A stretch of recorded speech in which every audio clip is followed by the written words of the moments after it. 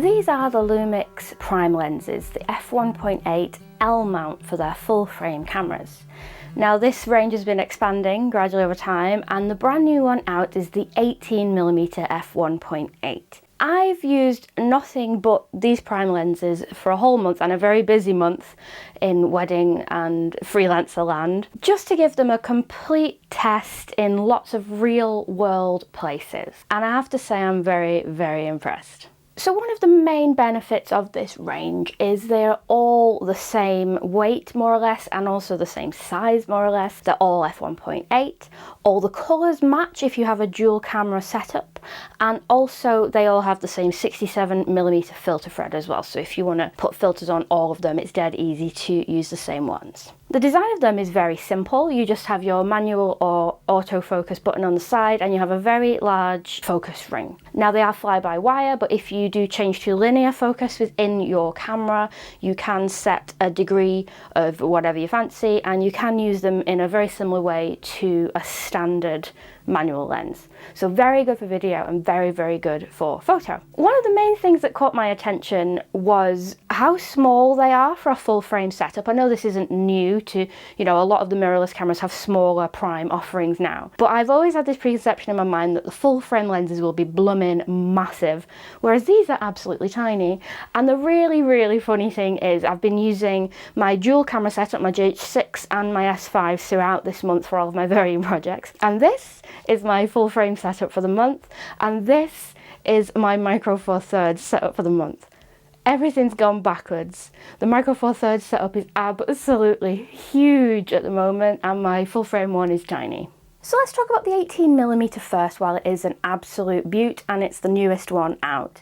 I've used this primarily for gimbal work. I've done some weddings, and I've also done some styled shoots, and I've also done some interior shots for venues as well. I think the image quality is absolutely superb, and I've enjoyed using these. The autofocus has never let me down. I find the images very punchy, the colours are very good. It's just been all around a really promising and pristine experience.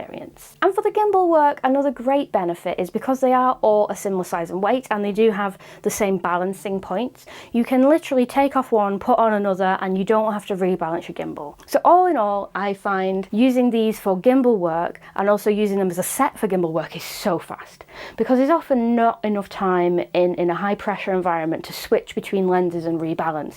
You sort of stick with what you have on. And now it's like, if the 24 is a bit wide, I can stick the 35 on, or whatever. It all is interchangeable and it's great.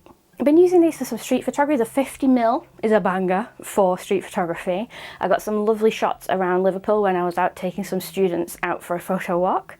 And I got some of the 18mm as well, more for sort of comparison reasons, just to show you the different focal lengths comparing a portrait on an 18 to a 50. Now, the 85 and the 35 are what I do use for weddings. Those are my focal lengths of choice, generally speaking.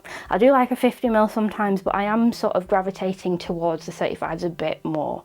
Sort of like what your eye can see, so it's quite a nice focal length for the candid moments. Anyway, I did not want to like the 85. I really didn't, because I've invested, as you may know, in the Sigma 85 f1.4, which is my absolute favourite full frame lens up until this point. However, it's massive, and it's f1.4 versus f1.8, and did I miss the f1.4?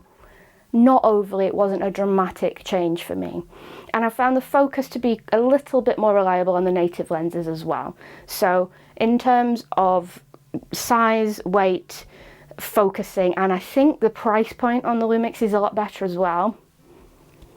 I don't know if I'm a convert. So when the L mount system first came out, I was a day one adopter. I pre-ordered the S1 like a fangirl. I thought the lens offerings were a little bit thin on the ground, and that's why I've gravitated more towards Sigma for the last few years. But I'm so glad that I've got my attention to this range of primes, because I feel like if you were starting a wedding photography business now, you could get a 35 and an 85 and pretty much be set. And the quality of them is superb, the weight of them is superb, they're very, very light and small and incognito. And it's what mirrorless is all about for me. It is a size factor as well. So yeah, I think the whole range is wonderful, and it's one of these things where you're almost incentivized to keep buying into the range because all the size matches up. It's great for your gimbal work. They just work so well as a set. So yeah, there are my thoughts on the Lumix primes, the 1.8s. I'm a fan of all of them.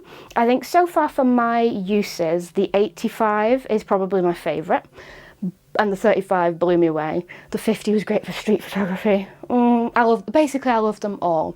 And for the gimbal work and the wide angle stuff, the 18 is absolutely amazing. So any questions, let me know, and let me know which one is your favorite in the comments below.